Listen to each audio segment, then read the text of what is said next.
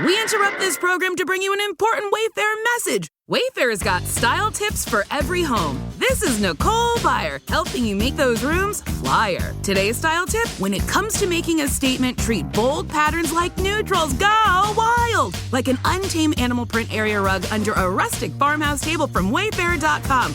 Ooh, fierce! This has been your Wayfair style tip to keep those interiors superior. Wayfair, every style, every home.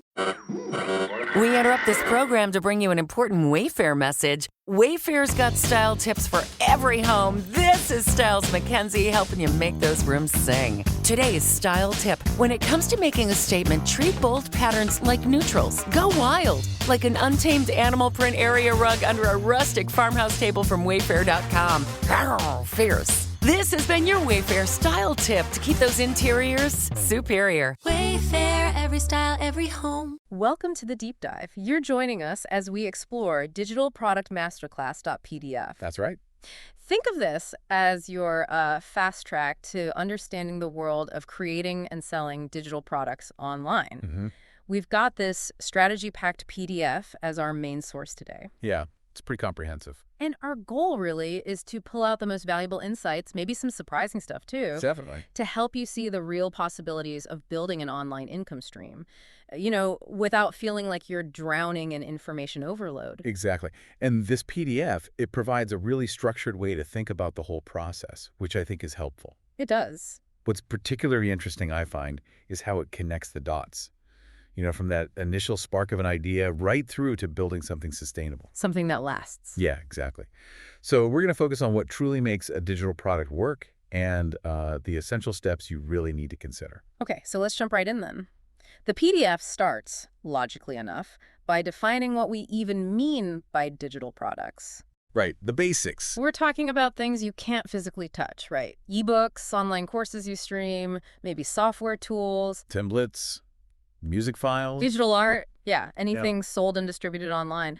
What struck me immediately was just the sheer scalability. Oh, absolutely. Compared to dealing with physical goods. It's a completely different ballgame. It is. And if you think about that bigger picture, that's where the real leverage lies. Once you've put in that effort, that upfront work to create it, the cost of selling it again to the next person and the person after that. It's tiny. It's practically zero. You're not dealing with manufacturing costs, shipping logistics, needing a warehouse. Right. None of that. That fundamental difference. Yeah. That's what unlocks those pretty attractive profit margins everyone talks about. And the market for these things, it seems to have just exploded, hasn't it? Massively. The PDF points to technology, obviously, but also this huge appetite for learning online, for finding digital solutions. It's driven by convenience, isn't it? Totally. Instant access, learning whatever you want. It's really shifted how people consume information and, solve their problems. Absolutely. And think about the reach. That's another huge factor. Global reach. Yeah. Someone on the other side of the planet can find and buy your product just as easily as someone down the street. Which you just don't get with a local shop. Exactly. That global accessibility massively expands your potential customer base. Huge advantage. So the PDF then outlines some key advantages, and several really jumped out. We've mentioned scalability. Mm-hmm. Then there's flexibility, like you can update your course or ebook based on feedback. Keep it fresh. Yeah, or new developments. And that global reach, obviously massive, but the one that really grabs attention, I think, for a lot of people listening. Active income. Yeah, the potential for passive income, the idea of creating something once and, earning from it, even when you're sleeping or on holiday. It's compelling. It is a compelling prospect, maybe even for you listening right now. It is, but, and this is important, it's crucial to have realistic expectations. The PDF rightly points this out. Right. It's not instant. No. While passive income can be the result, it needs that significant upfront investment, time, energy. Sweat equity. Yeah, to develop something genuinely valuable. And then you've got to set up the systems for selling it, delivering it. Right. It's not a magic button you just press. Not at all. It's about putting in that strategic work first to build the potential for passive income later. Okay, good point. It's not a get-rich-quick thing. Definitely not. The PDF also mentions the low overhead costs, which, like we said, huge difference from physical stuff. No production lines, warehouses, shipping nightmares. Frees up capital and reduces risk. Then it moves into something really crucial, setting goals and expectations. I think defining your why. your motivation? Super important. Is it sharing your expertise? Solving a specific problem? Is it primarily about the income? That underlying motivation, it's critical. It's like your compass, right? Yeah. It guides every single decision you make. From what product to create to how you market it. Exactly. And setting achievable goals. Like the PDF recommends breaking that big vision down into smaller, manageable steps. Yeah, like launch my first product or get my website live. Right. That's key for staying focused and, honestly, staying motivated through the whole process. It can be a long road. Definitely. And understanding that initial commitment, the time, the effort required up front, so important for avoiding burnout or just giving up. Absolutely. Plus, the PDF emphasizes, and this is key, I think, the need for continuous learning. Oh, yeah. The digital space changes fast. So fast. Keeping up with trends, new tools, best practices, you can't just launch and forget. Not if you want sustained success. It's an evolving process. Right. And then the PDF gives us a sort of high-level view, a bird's-eye view of the whole creation journey, which, the later chapters dive into deeper. Okay. We're talking the initial research and planning phase. Niche, audience, value proposition. Then actually creating the content, the ebook, the course, whatever it is.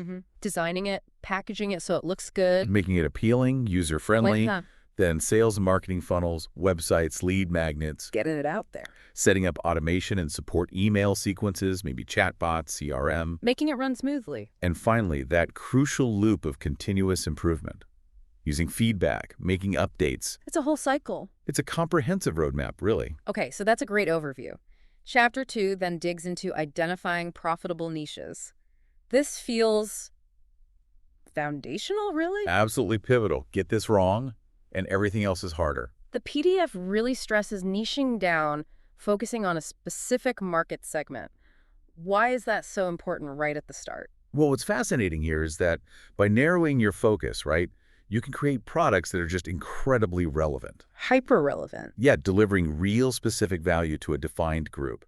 And that usually translates to higher conversion rates because you're speaking directly to their needs, their challenges. Instead of being kind of vague. Exactly.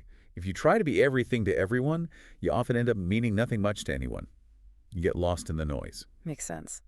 So how do you find these niches? The PDF suggests some tools for researching trends. Yeah, practical stuff. Like Google Trends, see what's gaining steam, what's fading. Are there seasonal peaks? Like fitness in January. Exactly. Yeah. Or using social media, Twitter, Instagram, Pinterest. See what people are actually talking about, follow influencers in potential areas. Monitor hashtags. Right. Exploring online communities, Reddit, Quora, specialized forums, is gold for understanding the actual questions people are asking, the language they use. What they're struggling with. Precisely. And even diving into industry reports for more data-backed insights. So it's like becoming a bit of a market detective. You have to be. It's about gathering evidence, understanding where the interest lies, and crucially, what problems people are actively trying to solve. And from there, the PDF logically moves to identifying your target audience within those potential niches. Yeah, you need to know who you're serving. So demographic, research age, gender, income, location, the basics. Gives you a broad picture. But then the psychographic stuff, their interests, values, lifestyles, behaviors, that seems much deeper. Oh, it is. That's where you really start to connect. Knowing your audience isn't just women aged 30, 45. Right. But maybe busy working mothers who value sustainable living and need time-saving healthy meal solutions. See the difference. Yeah, much more specific. Gives you way more to work with. Exactly. And the PDF suggests actually talking to potential customers. Surveys, interviews. Direct feedback. Invaluable. And even creating detailed customer personas, these fictional profiles of your ideal customer. Those personas are incredibly powerful tools. Seriously. Why is that? Because they allow you to step into your customer's shoes. Yeah. To really think like them. It ensures your product, your marketing, everything truly speaks to them. To their needs, their aspirations. Their pain points, it moves beyond just stats and helps you build genuine empathy. Okay. Then comes evaluating the competition and the actual demand. This seems critical. Non-negotiable. You need to know the landscape. Using keyword research tools, see what people are actually searching for on Google. High volume, low competition is the dream, right? Yeah. Analyzing competitors. What are they offering? What are their strengths, weaknesses, pricing? Looking for those gaps in the market. Where can you do better? Offer something different. Estimating the overall market size. Is it big enough? Viability check. And even looking at customer feedback on existing products in the niche. Reviews, comments. See what customers are loving and, more importantly, what they're complaining about. That's opportunity right there. So it's all about understanding if there's a real viable market before you dive in deep. Exactly. This market research really pays off. Finding that sweet spot, enough demand, but maybe not like overwhelming competition. That's ideal. And knowing where current products fall short. That gives you a massive advantage. And finally, in this chapter, refining your niche. It mentions specializing. Yeah, becoming the go-to expert in a smaller slice of a bigger pie. Or focusing on solving one specific problem really, really well. Laser focus. Or even combining different interests like, I don't know, yoga for gamers. Yeah. To create something unique. Yeah, finding those interesting intersections. And I really appreciate the emphasis on testing and validating. The minimum viable product idea, the MVP. Right. Get a basic version out there. Don't spend months perfecting every tiny detail in isolation. Get feedback first. Gather real-world feedback, see how people actually use it, then refine and improve. That iterative approach is so smart in the digital world. Saves a lot of wasted effort. Okay, that makes a ton of sense. Chapter 3 then shifts focus, developing your unique value proposition, the UVP. Ah, the UVP. Crucial. The PDF explains this is basically what makes your product stand out, why customers should choose you over everyone else. It's your core promise of value, what makes you special. So where do you even begin crafting something like that? It sounds important. It is, and it all circles back to that deep understanding of your customers that we just talked about. From Chapter 2. Exactly. The PDF reminds us. Keep doing that customer research surveys, interviews, but also actively analyze feedback on similar products already out there. See what people are saying. What are customers consistently praising about competitor X? What drives them crazy about competitor Y? Those pain points, those unmet needs. That's where your UVP can shine. Precisely. That's your opening. And it's not just about demographics anymore, is it? It mentions revisiting those personas and using something called empathy mapping. Yeah, empathy mapping is a great exercise. What does that involve? Getting inside their head? Pretty much. Really trying to understand, what are they thinking, feeling? What do they see and hear around them related to this problem? What do they say and do? It sounds really holistic, like building a 3D picture of your customer. It helps you connect on a much deeper emotional level. Beyond just practical needs, it gets into their aspirations, fears, frustrations. And that richer understanding lets you craft a UVP that genuinely resonates. Exactly. It hits home. Then comes actually differentiating your product. Offering unique features is one way, obviously. Shiny new thing. But the PDF also highlights things like overall quality and performance. Does it actually work well? Is it reliable? The entire customer experience, is it easy to use? Is support helpful? That whole journey matters. And even your brand values, the story you tell, people connect with that too. They do.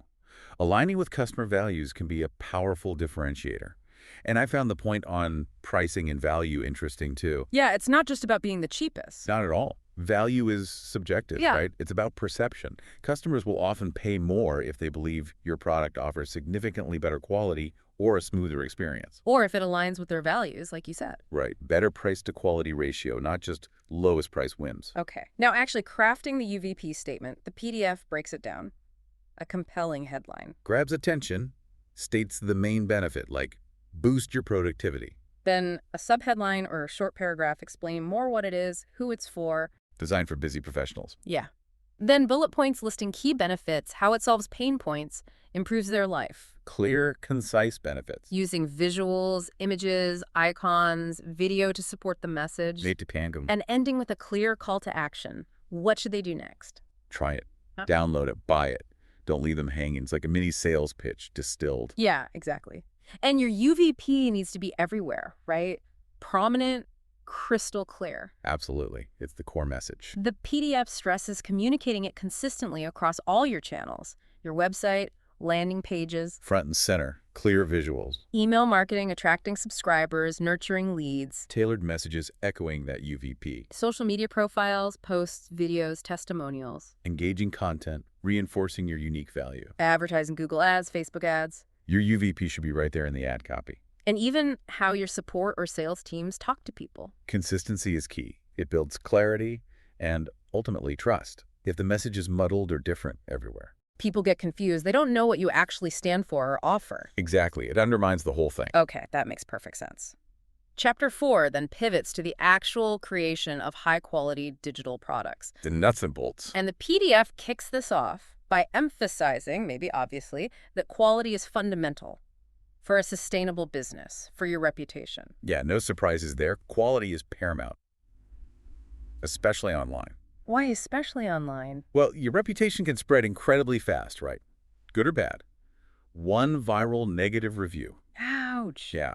A poorly made product can generate negativity that's really, really hard to overcome. So getting the quality right from the start is crucial. Okay, so the PDF then walks through the different types of digital products you might create. It's quite a list. It is a diverse landscape. You've got ebooks, Great for sharing in-depth knowledge, storytelling. online courses, think video lectures, quizzes, resources, maybe a community forum. Super scalable, global reach for education. Software and apps could be productivity tools, enterprise solutions, solving specific problems with tech. Digital art and graphics illustrations, templates, design assets for other creators. Music and audio files, background music, sound effects for multimedia projects. Templates and tools, things like document templates, presentation slides, website themes. Big time savers for people. And even membership sites, exclusive content, community access, often with a recurring fee. Continuous value, recurring revenue.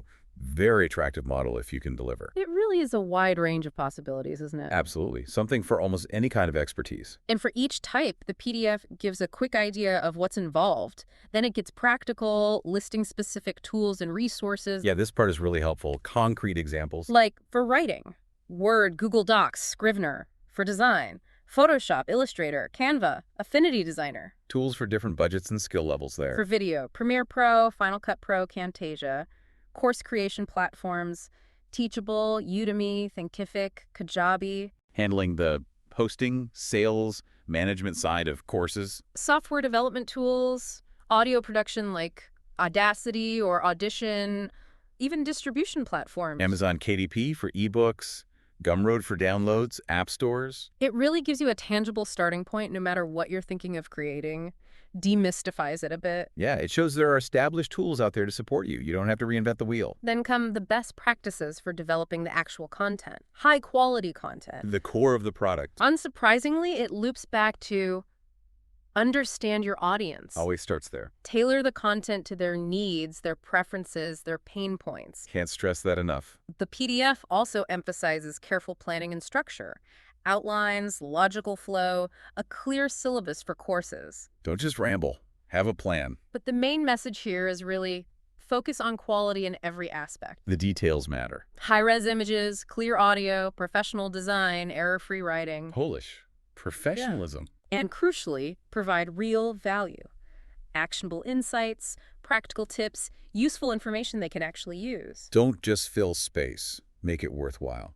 I also like the point about actively engaging your audience. Yeah, super important, especially for learning. Quizzes, assignments, interactive elements, using lots of visuals, examples, case studies. Makes it stick. Makes it more impactful than just passively reading or watching. People learn by doing and seeing relevance. And again, the importance of testing and refining. Get user feedback. That iterative loop again. See what's working, what's confusing, and improve it. Essential for long-term success. And finally, staying updated. Trends, tech, best practices. Keep learning, keep improving the product over time. Okay, last part of this chapter, ensuring professional presentation. How it looks and feels. The packaging. This includes branding, consistent logos, colors, fonts. Builds recognition, looks professional. The design itself, using good tools or templates, thinking about layout, typography, color schemes. Readability, visual appeal, engagement. The overall user experience, or UX, easy navigation, clear instructions, intuitive interfaces. Especially for courses or software. Needs to be seamless. Don't make them fight the platform. And even the simple stuff like packaging. Clear download instructions, well-organized files, sensible labeling. It all contributes to that perception of quality and professionalism. Yeah. Shows you care about the details. Absolutely. Those seemingly small things, they really add up to build trust and enhance the perceived value, don't they? They really do. It signals you put thought and effort into the entire experience for them. So, okay. From grasping the basics of what digital products are to finding that profitable niche, Researching the market, understanding the audience. crafting that compelling, unique value proposition that sets you apart. Defining your promise. And finally, putting in the work to create genuinely high-quality products with a polished professional finish. That's the core journey laid out here. Yeah, these initial chapters give you a really solid foundation, a systematic approach. It feels like a really comprehensive starting point for anyone looking to, dive into this world. It is, and you can see how each step builds logically on the last one. It provides a clear framework. Right. So reflecting on all this, it's clear digital products offer, a pretty significant opportunity for income, for sharing expertise. Huge potential. The key takeaways from this guide seem to be success really hinges on deeply understanding your market, Know your niche, know your audience. offering something that provides unique, tangible value to them, Solve their problem, meet their need better than others. and ensuring that what you create isn't just good content, but it's high quality and presented professionally. Quality and presentation build that crucial trust and perceived value. Precisely. And what's really encouraging, I think, is the accessibility aspect you mentioned earlier. Yeah, the barriers to entry. They're considerably lower than starting many traditional businesses. No need for massive upfront capital for inventory or a physical shop. Right. For many of you listening, if you have valuable knowledge or a skill to share, and you're willing to put in that focused effort, This could be a really viable path. very much so. This really gets you thinking, doesn't it? I mean, considering the sheer variety of products possible and all the tools available now, The possibilities are vast. what unique skill or knowledge do you possess? You, listening right now, what could you potentially transform into a valuable digital asset for other people? What specific problem for a particular group could you solve digitally? That's definitely something to mull over. A powerful question to consider. Finding that sweet spot, your unique strengths meeting a real market need. Well, thanks for exploring this deep dive into digital product mastery with us. My pleasure. We'll be back with another insightful exploration very soon.